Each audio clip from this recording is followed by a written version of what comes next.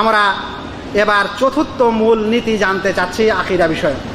এই মূল নীতিটি হচ্ছে একটি ইম্পর্টেন্ট মূল নীতি। ওই সকল ভাইয়েরা খেয়াল করবেন যারা অবশ্যই মনে রাখতে চান যে আমরা কোন ভাইকে মুমিন হিসাবে গ্রহণ করব, কোন ভাইয়ের সাথে কতখানি বন্ধুত্ব রাখব, কোন ভাইয়ের সঙ্গে কতখানি শত্রুতা পোষণ করব, তার ঈমান এবং তার অধিক ঈমান, কম ঈমান, বেসিক ঈমানের কারণে তার সঙ্গে আমার দূরত্ব হবে কিংবা নিকটত্ব হবে, এই বিষয়টি জানার জন্য এখনকার এই মূলনীতি। এই মূলনীতিটির আরবি হচ্ছে আল ঈমানু লাহু আসলুন ওয়া ওয়াজিবুন ওয়া কামালুন। আল ঈমানু লাহু আসলুন ওয়াজিবুন ওয়া কামালুন। ঈমান এমন জিনিস যার মূল রয়েছে, যার ওয়াজিব ঈমান রয়েছে এবং যার পূর্ণ ঈমান রয়েছে। অর্থাৎ ঈমান বিষয়টির স্তর তিনভাবে বিভক্ত। একটা হচ্ছে ন্যূনতম ঈমান, একটা হচ্ছে ওয়াজিব ঈমান, আর একটা হচ্ছে পূর্ণাঙ্গ ঈমান। ন্যূনতম ঈমান বলতে কি বোঝায়? ন্যূনতম ঈমান বলতে বোঝায় মা বিহি ইয়াদখুলুল ইনসানু ফিল ইসলাম, যার মাধ্যমে এক ব্যক্তি ইসলামে প্রবেশ করে, যেই বাক্যের স্বীকারোক্তি মনে প্রাণে দেওয়ার পর ইসলামের অঙ্গনে প্রবেশ করে, এরকম ব্যক্তির ঈমান হচ্ছে ন্যূনতম ঈমান।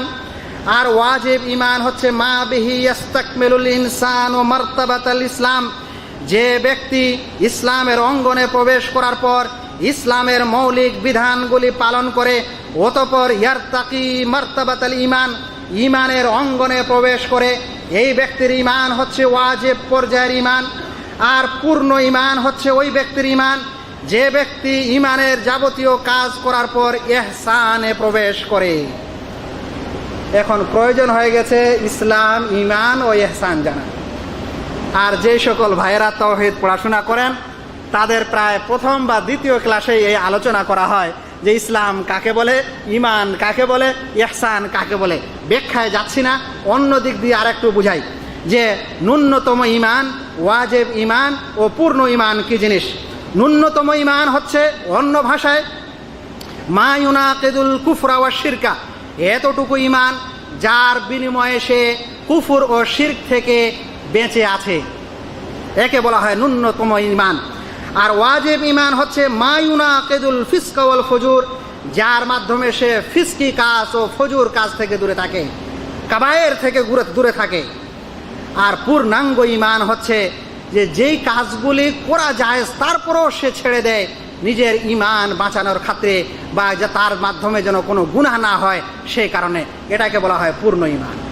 আরও একটু বলি, একজন মানুষ ঈমানে প্রবেশ করে যখন সে আসল ও মূল ঈমানের স্বীকারোক্তি দেয়, আর সেটা হচ্ছে কালেমায়ে তাওহীদের স্বীকার, তার অর্থ জেনে মনে প্রাণে করা, এতটুকুতে একজন ব্যক্তির মূল ঈমান, ন্যূনতম ঈমান তার মধ্যে প্রবেশ করে। এই ন্যূনতম স্থান থেকে ওয়াজিব স্থানে উন্নীত হয় যখন সে ওয়াজিব কাজগুলি করে ও হারাম কাজগুলি পরিত্যাগ করে। তখন সে কি করে? এই স্তর থেকে দ্বিতীয় স্তরে প্রবেশ করে, যেটাকে ওয়াজিব ঈমান বলা হচ্ছে। আবার তৃতীয় স্তরে প্রবেশ করে, অর্থাৎ সে পূর্ণ ঈমানের অধিকারী হয় যখন সে শুধু ওয়াজিব কাজগুলি করে আর হারাম কাজগুলি ছাড়ে, এতটুকু না, বরং এর চেয়ে বেশি মুস্তাহাব কাজগুলি করে আর মাকরুহ কাজগুলিকে বর্জন করে। তখন সেই ব্যক্তি কি হয়? পূর্ণ ঈমানের অধিকারী হয়। বন্ধুরা, আমাদের মনে রাখতে হবে যে আমরা যখন কোনো মানুষকে মুমিন বলবো, কাকে বলবো? কোনো মানুষকে ভালো মুমিন বলবো, কাকে বলবো? কোনো মানুষকে পূর্ণ মুমিন বলবো, কাকে বলবো? আমরা কোনো মানুষকে ঈমান থেকে বের করব, কখন বের করব? না, বের করার আমরা ক্ষমতা রাখি না। একটা বিরাট সমস্যা বর্তমান যুগে চলছে, তার একটু বর্ণনা এই কায়দার পরে দেবো ইনশাআল্লাহ। আমি আপনাদের এই কথা বোঝানোর চেষ্টা করছি যে একজন মানুষের ন্যূনতম ঈমান থাকে, ওয়াজিব ঈমান থাকে এবং পূর্ণ ঈমান থাকে। এই কারণেই আহলুস সুন্নাহ ওয়াল জামাআতের মূল কথা হচ্ছে আল ঈমানু ইয়াজিদু ওয়া ইয়ানকুস, ঈমান বাড়ে এবং কমে। দেখেন হাদিসে এসেছে, আল্লাহ রাসূল সাল্লাল্লাহু আলাইহি ওয়াসাল্লাম বলছেন, লাইসাল মুমিনুল্লাযী ইয়াশবাউ ওয়া জারুহু জায়উন ইলা জামবিহি, সে মুমিন নয় যার প্রতিবেশী ক্ষুধার্ত অথচ সে পরিতৃপ্তি আকারে খাওয়া খেয়ে ঘুম পাড়ে, সে কি নয়? মুমিন নয়। আল্লাহ রাসূল বলছেন সে মুমিন নয় যে তৃপ্তি আকারে খাওয়া দাওয়া খাওয়ার পর আরামে ঘুমায় আর তার প্রতিবেশী কি ক্ষুধার্ত, সে মুমিন নয়। হাদিসটি হাকিম বর্ণনা করেছেন, ইমাম যাহাবি ও শেখ আলবানী সহিহ বলেছেন। তাহলে বলেন তো, আপনি যখন ঘুমাবেন আপনার প্রতিবেশী যদি ক্ষুধার্ত থাকে, আপনি কি কাফের? আপনি কি কাফের? তাহলে কি বোঝা যায় যে এখানে ইমানের সে মুমিন নয় বলতে অবশ্যই একটা অর্থ আছে, যেটা আসল ইমান, মানে যতটুকু ইমানের মাধ্যমে একজন মানুষ মুমিন হয়, যদি আমরা ওইটাকেই নষ্ট করে দিই তাহলে আমরা বলবো সে ব্যক্তি কাফের। মানে ন্যূনতম ইমানকেও যদি আমরা এর অর্থে ধরে নিই যে তার ন্যূনতম ইমানও নেই, তাহলে সে মানুষ কাফের হয়ে যায়। এই কারণে ওলামায়ে কেরাম বলেছেন এখানে ওয়াজিব ইমানের নাফি রয়েছে, অর্থাৎ ওয়াজিব ইমানকে এখানে ওয়াজিব ইমানের অস্বীকার করা হয়েছে, ন্যূনতম ইমানের অস্বীকার করা হয়নি। মানে তার উপর যে ওয়াজিব কাজটি ছিল যে তার প্রতিবেশীরও খেয়াল রাখা, সেটা সে করেনি, সেই কারণে সে পূর্ণ মুমিন নয়। কিন্তু যারা অল্প করে আরবি শিখে, কোনো হাদিসের শুধু অর্থ করতে শিখে, কোরআনের শুধু অর্থ করতে শিখে, কিংবা শুধু অনুবাদ করতে শিখে, তারা এরকম হাদিস পড়ে মানুষকে কাফের বলে দেয়। এরকম হাদিস পড়ে কি করে দেয়? মানুষকে কাফের বলে দেয়। সেজন্য মনে রাখবেন, হাদিস পড়বেন বটে, কোরআন পড়বেন বটে, মাসলা মাসাইল পড়বেন বটে, শিখবেন বটে, কিন্তু শেখার জন্য সালাফে সালেহিন হচ্ছেন সঠিকতার মানদণ্ড। অর্থাৎ আপনি যেই ব্যাখ্যা নেবেন সেই ব্যাখ্যা যদি আমাদের সালাফগণ না নিয়ে থাকেন তাহলে আপনার সেই ব্যাখ্যার কোনো দাম নেই। সে কারণে কোরআন সুন্নাহ শিখতে হবে ওই সকল ওলামার হাতে, ওই সকল ওলামার মাধ্যমে যারা কিতাব এবং সুন্নাহকে সালাফে সালেহিনের জ্ঞান অনুযায়ী বুঝেন, বুঝার মতো বুঝেন, নিজে কোনো অপব্যাখ্যা দেন না, নিজে কোনো ভ্রান্ত ব্যাখ্যা দেন না। আরও শুনেন, প্রিয় নবী মুহাম্মদ মুস্তাফা সাল্লাল্লাহু আলাইহি সাল্লাম কসম খেয়ে বলছেন, কসম খেয়ে বলছেন, ওয়াল্লাহি লা ইউমিন, ওয়াল্লাহি লা ইউমিন, ওয়াল্লাহি লা ইউমিন। তিনবার কসম খাচ্ছেন, আল্লাহর কসম সে মুমিন নয়, আল্লাহর কসম সে মুমিন হতে পারে না, আল্লাহর কসম সে মুমিন নয়। সাহাবায়ে কেরাম জিজ্ঞাসা করলেন, কালু মান, আল্লাহ রাসূল কে সেই ব্যক্তি যে মুমিন নয়? আল্লাহ রাসূল সাল্লাল্লাহু আলাইহি সাল্লাম বলছেন, মাল্লা ইয়ামানু জারুহু বাওয়াইকাহ, যার অনিষ্ট থেকে তার প্রতিবেশী নিরাপদে থাকলো না। যার অনিষ্ট থেকে তার প্রতিবেশী কি থাকলো না? নিরাপদে থাকলো না। মানে কেউ যদি কারো কোনো প্রতিবেশীকে কষ্ট দেয় তাহলে সে মুমিন নয়। রাসূল সাল্লাল্লাহু আলাইহি সাল্লাম তিনবার কসম খেয়ে বলছেন। এখন কি বলবেন? আপনার মাধ্যমে যদি কোনো প্রতিবেশী একটু কষ্ট পায়, দেখা গেল একটু পানি ফেলে দিয়েছেন, বেচারার গাড়ির চাকাটায় ভিজে গেল, কিংবা তার পাজামা ছিটা পড়লো, কষ্ট দেওয়া হলো কিনা? আপনার ড্রেনটা ভর্তি হয়ে গেছে, তাই ড্রেনের নোংরা পানি তার বাড়ি বা তার দেওয়ালে বা তার আশেপাশে চলে গেল, আপনি কষ্ট দিলেন। আপনি তাকে একটা এমন কথা বললেন যে কথাটা তাকে শুনতে খারাপ লাগলো।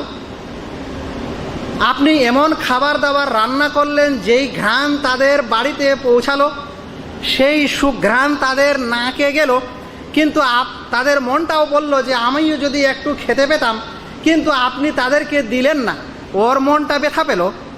এই কারণে কি আপনি কাফের হয়ে গেলেন? যদি আপনি এই হাদিসের বাহ্যিক অর্থ নেন তাহলে রাসূল সাল্লাল্লাহু আলাইহি সাল্লাম তিনবার কসম খাচ্ছেন যে সে মুমিন নয়, সে মুমিন নয়। কে মুমিন নয়? তিনি বলছেন, যার অনিষ্ট থেকে তার প্রতিবেশী নিরাপদে না।